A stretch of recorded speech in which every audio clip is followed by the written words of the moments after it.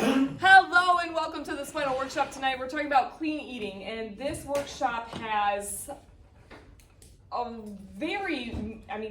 you're always welcome to interact, but it has a lot of potential for me to just go on tangents. So a lot of openings. I have a lot of key points I want to touch base with, but feel free to interrupt me, ask questions, whether it's personal or general, and I'll be available for questions afterwards as well.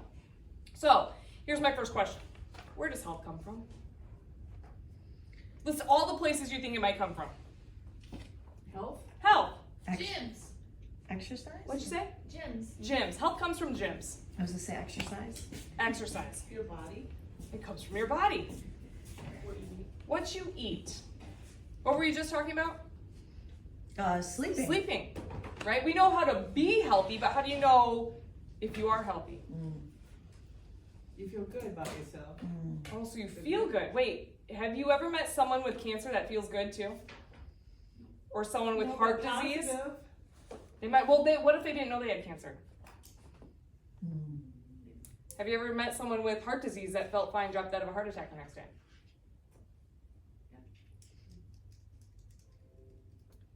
How do you know if you're sick? Your body tells you. You show symptoms. We might have symptoms. Yeah. So on this part though, if I ate some bad food and my body's reaction is to puke that bad food up, am I sick? No, your body's functioning properly. Or am I healthy? Because puking would be the symptom, therefore I must be sick.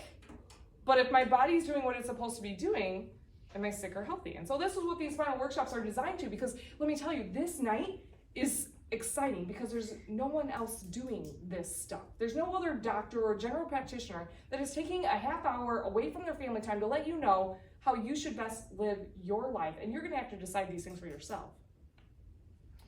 But staying in the conversation is what helps us hold accountable and deciding what's right for us. Like, what's the difference between healthy and sick? Because that's the majority of Americans feel like I am healthy as long as everything is fine.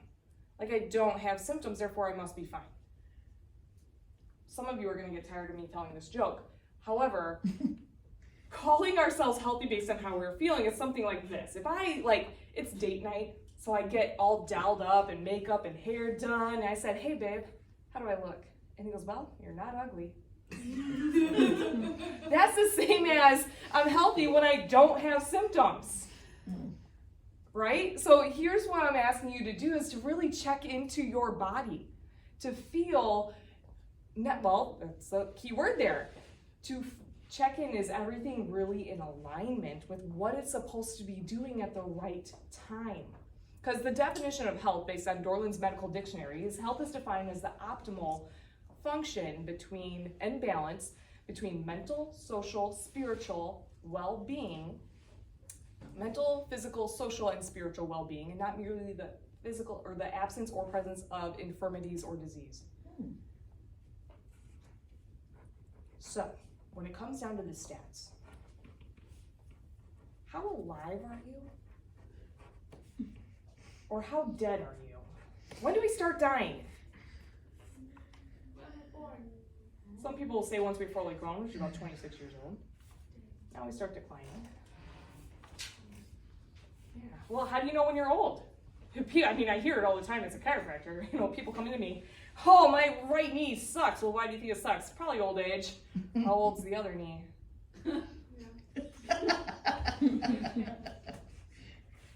It wasn't the age thing. It's how we take care of our bodies, right? It's a balance or imbalance. So I can't tell you how alive or how dead you are or how that feels, because it varies per person. But is it based on how you're feeling? That's why I'm hoping to show you that that's not the case. I would love for you, as you're healthy, to feel amazing, or even if you're unhealthy, to still feel amazing. That's what I would hope for everyone. But I'd also hope that you're checking into your body with help of natural health practitioners to help you know when something is wrong and doing the preventable things. So, leading cause of death. Anyone know what it is? Medicine. Obesity. Medicine, obesity, some of the guesses. Isn't it heart? It's heart. For men and women, it's heart disease. 1 in 3 females will have heart disease. and it's either 2 or 3 out of 5 in men. So it affects women more than men. Next leading cause of death, lower respiratory, and it varies between female and women, but the top 10 are all the same, but the order changes whether you're talking about men or women. But it is lower chronic respiratory infections. COPD is an example of that. Then, I'm blanking, cancer. Oh, sorry, I'm wrong. It's heart disease, cancer, lung cancer being the number 1, and then lower respiratory infections. And then the list changes a little bit. It could be accidents, strokes, and diabetes. All of which, the majority of which, minus accidents, are preventable. In fact, worldwide, 60% of people die from these preventable diseases. Isn't that crazy? Mm-hmm. We know how to prevent them, yet why do we choose not to do anything about it? So that's why clean eating is just part of the example or the conversation of what we actually need to do.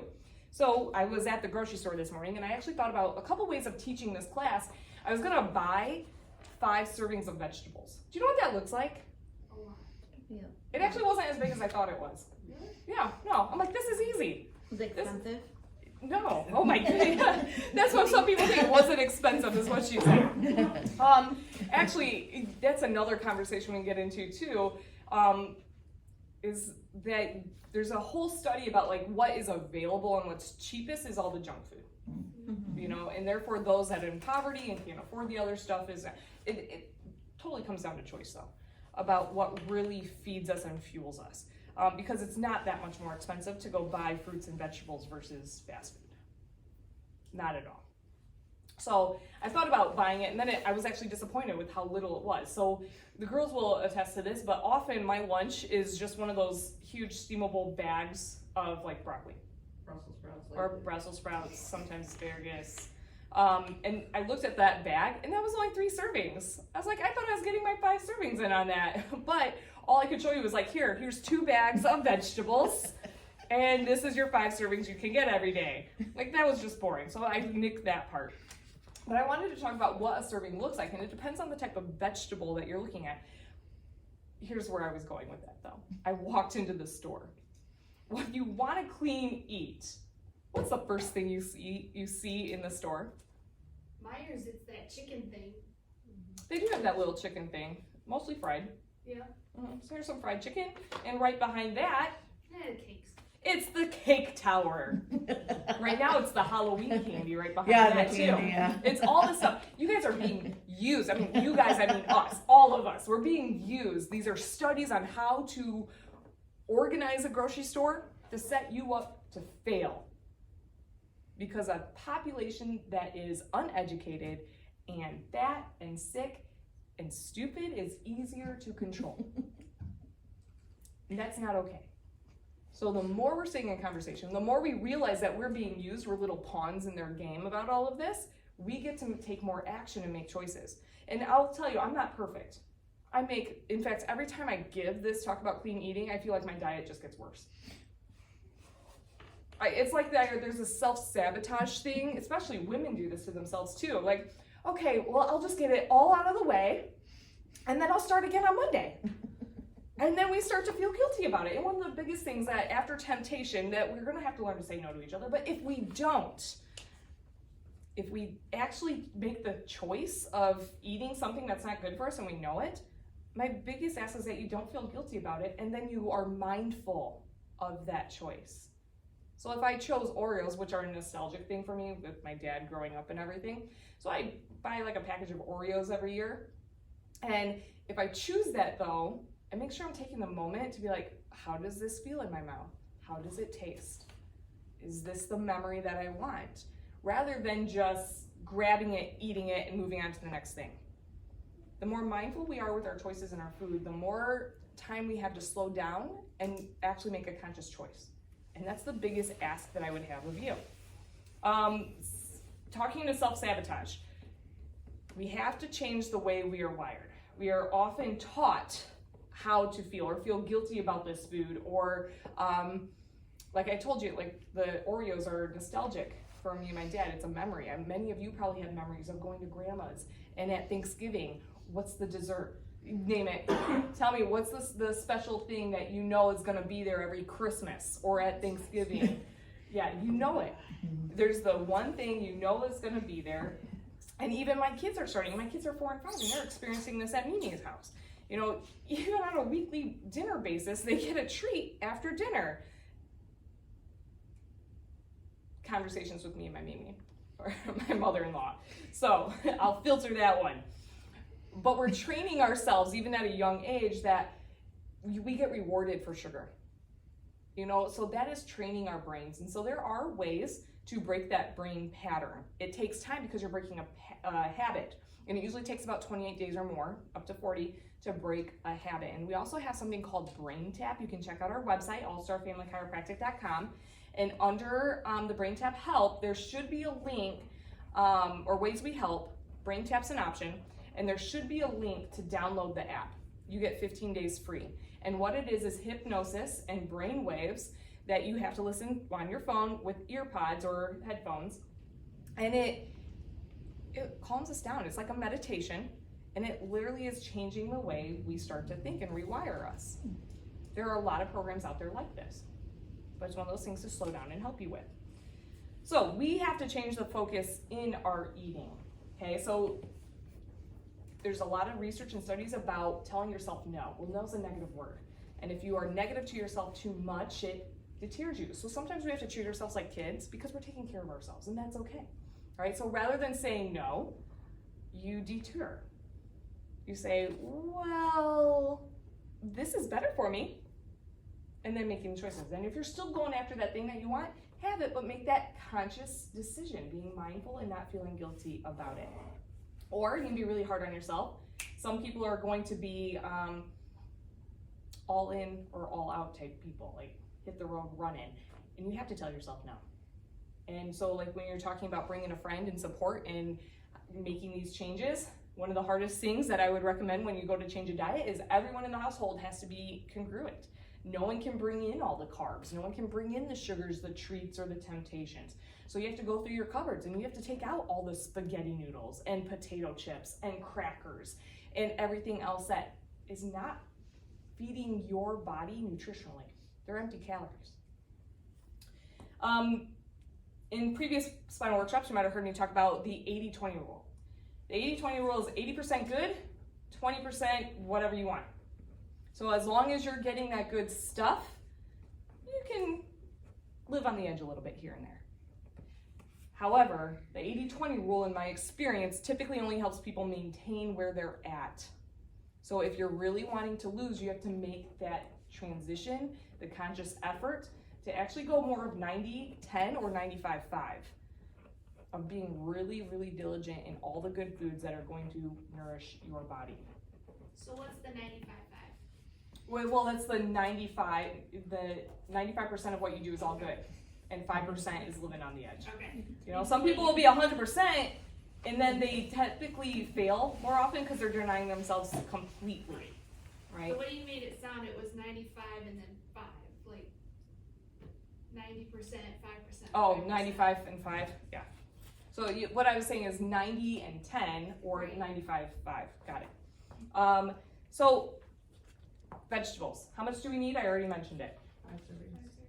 And it depends on where you ask this too. So the majority just say 5 servings of vegetables per day.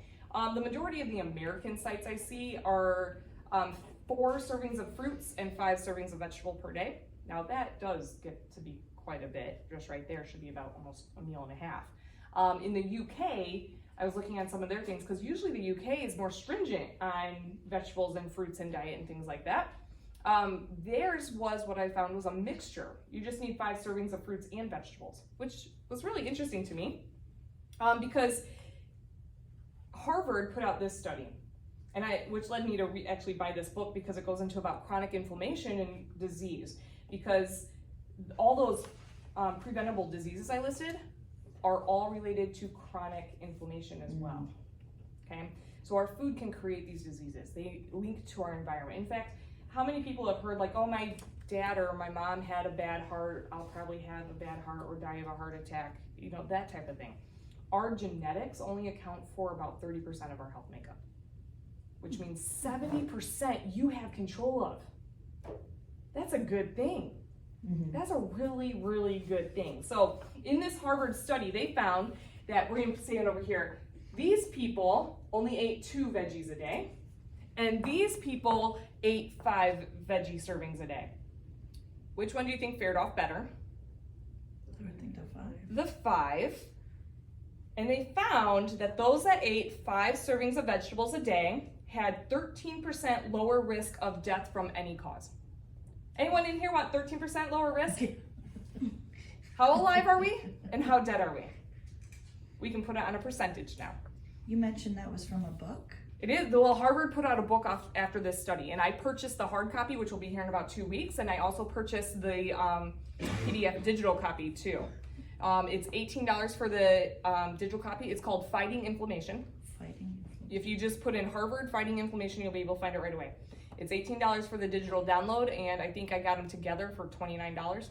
$20 for the book. Yeah. They also found that 12% lower risk of death from heart disease or stroke, 10% lower risk from cancer, and 35% lower risk of death from respiratory diseases. Of the 5 or 6 leading causes of death, we can drastically reduce it just by eating right. How do we know what to eat right though? Are all vegetables equal? No.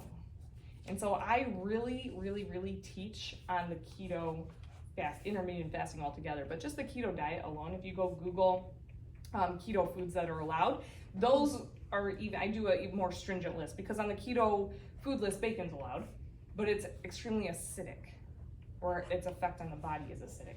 So I'll go over into the pH part of this too. But focusing on just meats, cheeses, some types of nuts, vegetables, and some types of fruits. In the keto diet, what I really restrict it to is only green leafy vegetables, which are your lettuces. Oh, by the way, what's this? The lettuce head, iceberg lettuce, has 0 nutritional value. It is water, just so you know. So that does not count. But your kale, your spinach, Swiss chard, but then broccoli, asparagus, and Brussels sprouts are the 3 green ones that you can do. All the others are higher in carbs. Green beans, peas, bell peppers. Those are not, if you're actually losing weight, those are things that are higher in carbs, will turn into sugar into your body. So they're good after you've met your goal weight, then you can add some of those healthy things back in, because they're not bad, they just change our metabolism. And same with berries. Some berries and fruits are higher content in sugar. So on the keto diet, with the fruits, you want to stick to berries. It's your strawberry, blueberry, raspberry, and blackberries. But doing something like a banana or an orange are higher in sugar. So therefore, it's actually going to create more inflammation in the body, or can. Your body does process it different than other sugars. I also teach intermittent fasting. So when should we eat? I am not a fan of breakfast. That's not for everyone, though. Here's what I totally agree on, is that your largest meal should be at the highest time of your activity. So if that means you're working a day job and you have the highest activity during your lunch, or right before or right after lunch, your largest meal should be lunch. But if you're getting home late, you're eating dinner and then going to bed within an hour, eating your largest meal at dinner is probably not the smart thing to do. If you have higher activity in the morning, a good breakfast might be good for you. But with my intermittent fasting, what worked for my body and what I teach most people is to skip breakfast. I have a coffee with my breakfast, and I make sure my coffee is not acidic. My coffee is basic and it has good fats in it as well. Fats help our body run more powerfully. In fact, it's shown in multiple studies that the brain works better on fats than it does on sugars. Yet when our body is depleted and we're tired and we're fatigued because this American lifestyle just keeps us going, that's the first thing we want to reach for in the store. So when to eat does depend on your activity, but it can alter and vary. So just keep an open mind on that. Now, how to cook. What do you think is the best? Boiling? Boiling was an option. All right, let's go with this. I'll give you a list. Raw, fried, grilled, baked, boiled, steamed, air fried, pressure cooked. Steamed. Well, raw is gonna be the best. Mm. Eating raw is still gonna be your best. Then it kind of depends on what it is. Steamed is gonna be better than boiled. Air fried is gonna be better than fried. And then it also depends on, and I could have this wrong because I don't own an air fryer, but do air fryers still use oils? No. Okay, No. good. So I'm not Unless opposed you to put- the air fryers. I mean, they seem to be pretty good option. I just haven't looked fully into the research of how it works with the food, whether it's best, better, or worse, that type of thing. Grilled over baked, or baked over grilled. They each have their pros and cons. Okay, so if you're cooking like a pan of chicken in the oven, and if you ever done that, the pan fills up with all the animal juices, right? That animal juice is typically not good for us, and so the meat sits in that juice. So that's the con. The con to grilling though is, you know those black char marks? Those are actually a carcinogen. So while the grill helps the juices drain a little bit more, those char marks are not healthy for us either. Pros and cons to everything, right? And then pH eating is what I really wanted to get into. And so I actually learned something in prepping for this final workshop, because eating right for your pH, so if everyone knows what I'm talking about on pH, it's on a scale between 1 and 10. 1 through 6 are acidic, 7 is neutral, 8 through 10 is basic. Over in the acidic area is where disease and cancer can live. Okay, neutral is typically where our body, our blood is, and water. And then 8 to 10 is where we can actually flourish, and I mean, there's different studies and philosophies around that too. So in doing some of the research for looking up the pH, I've in the past known, so I Googled pH food list, and what I find is a list of all the things that are acidic and basic, and what we should eat, because you would think that what we put into our body also has the same effect on our body. And then I found this list, and this is from Air Water Life. And they developed this chart based on multiple studies. And what I found, I'm like, holy cow, why is a fresh lemon under the basic side? And so it reads down here, this chart reflects the particular food's impact on the pH balance in the human body, which may or may not reflect the direct pH value of the food itself. I did not realize this until tonight. This is awesome. So it changes a little bit of what, you know, I'm like, here we have our acids, you have your orange, lemon, lime, that everything like this. So I have this up on my computer, it's copyrighted, and it says it's free to share as long as you don't change it. So if you want a copy of this and you can read it, I will print one off for you on your way out tonight. But so I was reading some of these, and I'll give you some examples, or you guys can ask me. I'm like, I would like to know where this falls. Let me know. So examples for the acidic substances, food, beverages, etc., that increase body acidity, down at 3, bacon and sausages, processed cheeses, colas, pudding, French fries, and most other fried foods, sleep deprivation, and yeast. 3.5 to 4, so I'll read a couple of these. Canned tuna, lobster, ice cream, carbonated soft drinks, sugar added grapefruit, and orange juice. Orange juice is a sugar. Don't go for it. Cottonseed and palm oil. Palm oil is in a lot of cheap candies and foods, and it's highly addictive. At 4, most legumes, so peanuts, and things that are roasted, the nuts that are roasted, I should say, veal, buttermilk, cream cheese, granola, white bread, flour tortillas. Now, those grains I just listed, I'm sure it might depend on where they come from or what kind of granola or grain it is too. More meats at 4.5, beef and pork, goat cheese, white pasta, most beers, black teas, hard liquor, most coffee, sugar added fruit juices, jams and jellies, pastries from white flour and sugar, white sugar, most microwaved foods, and even unsweetened cola. At 5, frozen vegetables, most frozen vegetables. Cooked Swiss chard, navy beans, most wild game, cottage cheese, barley, oat bran, rice cakes, most wine, powdered or liquid stevia, balsamic vinegar, cigarettes, and iodized table salt. So even though it's still over here, some of the stuff we can't live without, right? But some of it is better than others. 5.5, pomegranate, garbanzo beans, lima beans, chicken, turkey, duck, goose, lamb, goat, venison, and elk. Okay, so you get the whole point. When we get into neutral, the only meat, and this is where meats stop, the only meat in neutral is egg yolks. Yeah. And 6.5, it lists cooked whole egg and egg whites. Wow. Dairy, unsalted butter and margarine, raw cow and goat milk, raw cow and goat whey, raw cream, grains, brown and basmati rice, and tap water. Canola oil, which surprised me, because I teach against canola oil. After that, so in neutral, meats don't exist on the other side.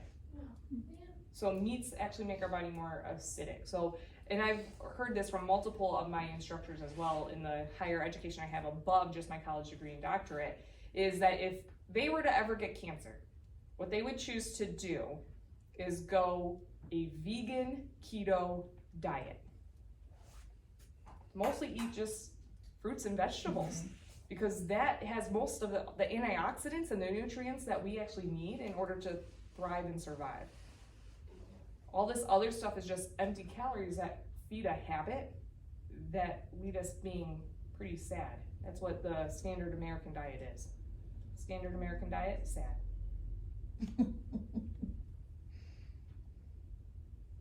So how do you get the pH tested? Like, is that? You can buy, how do you get a pH tested is the question, is actually you can go to Amazon and you can get like a whole thing of it. In fact, I did this, so it's just you ever remember an even high school chemistry test? There's litmus paper is what it's called. Oh, okay. Yeah, and all you do is you put that on your tongue. Really? Okay. Yep, and it can tell your own acidity. You can also prick your finger and test your blood. You can test your pee. Okay. Lots of different ways you can test your acidity. Because of people who do keto diet might also test their ketones, so there's keto test as well. It's a great question, but you can go on Amazon and get litmus paper. They sell them like in packs of 5 for $10. It's pretty darn cheap to do. Okay. Yeah. Thank you. You are welcome. Great question. Yeah, and I don't, we don't want to be too basic. We want to be average, but there are people that are way acidic, and that's where things are not good and things are going wrong on the inside. So even though they might feel fine, things are not good. So, in closing and all this, question. Where does a banana lie on that? Where does a banana lie? Fruits, let's see. I love That's like the only fruit I like. Green bananas Ew. are at 6.5. Oh, okay. Not the brown bananas. That's just That Banana. sugary. They did not get listed, or I'm going too fast and I missed it. Ripe bananas got it, 8.0. bananas. Fresh oranges and fresh peaches. There we go. Mhm. Banana. Mhm. Any other questions on the food list? Okay. Yeah, feel free to ask for a copy. We'll make sure you have one if you need one. But this is special. Like, this information that we went through tonight, you have an option to do something with. Now you could just take it in and sit on it and nothing changes. Or you can actually choose to make a change. Let us know about it. Forget us. We're not important. Tell a friend about it so that you're held accountable to making that change, like bringing a friend here, right? When we're held accountable, we're held to a higher standard to make change, that we get to give ourselves more love. And in the female version, that's what I commonly see, is that we take care of everyone else before we take care of ourselves. It's time to take care of you, because when you take care of you, when you're your best version of yourself, everyone else around you also benefits. This is more than just you too. You choosing to make a difference and taking this information and then applying it makes you a better person, makes the people around you a better person, which then leads to a community of better people and well-educated people. So don't stay quiet or silent on what you have learned. This is your option. You have the choice every single day. We're faced with millions of choices, and those choices lead us to who we are today. So who do you want to be? Who do you want to be in 2 years? Who do you want to be in 5 years? What do you want to look like when you're 100 years old? Because let me tell you, more and more people are making it to age 100 by accident, and they're broke, crippled, and alone. My goal is to have all our patients be 100% at 100 years old. And it's possible, but we have to do it as a community and holding each other up to higher standards, because information, once you learn it, you have to implement it. Because information without implementation leads to depression. When you know you're supposed to be doing something and then you get down on yourself for not doing the right thing over and over again, we're not happy. And sometimes we need more help. So don't keep these workshops silent. Make sure you're telling other people about them.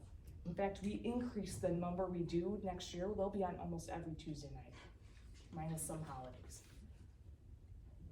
Big things are happening. We want to see an education or a community that is educated and doing well and is healthy and spry. Not sick, crippled, and diseased. But it starts with you choosing to take care of yourself first. So thank you so much for your time tonight, for just being the amazing, wonderful you. And I want you to be the best version of yourself. Go be awesome. You go be awesome too.